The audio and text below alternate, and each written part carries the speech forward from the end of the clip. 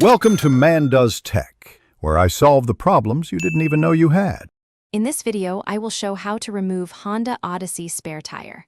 Park on level ground, engage the parking brake, and chock a front wheel before opening the rear cargo. Locate the jack and lug wrench under the cargo floor panel and remove any cargo cover. Wear gloves and clear the area around the spare access so you can reach the release mechanism safely and without obstruction. Position yourself at the rear of the vehicle and open the cargo area fully. Lift the floor panel and set it aside so you have clear access to the spare winch assembly.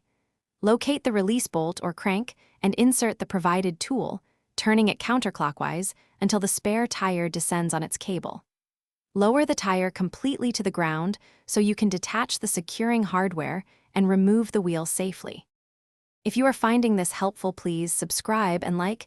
It really helps the channel.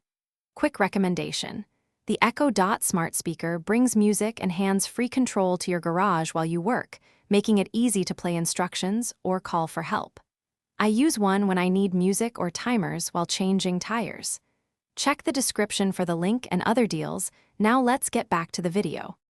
Once the spare rests on the ground, reach under and secure the cable so it does not retract. Loosen and remove the center nut or retaining latch, then slide the wheel off the cable and away from the vehicle. Check the spare tire pressure and look for cuts or damage before using it. If you need to install the spare, align it with the hub and hand thread the lug nuts before tightening with the wrench. Thanks for watching. If you found this helpful, don't forget to like and subscribe.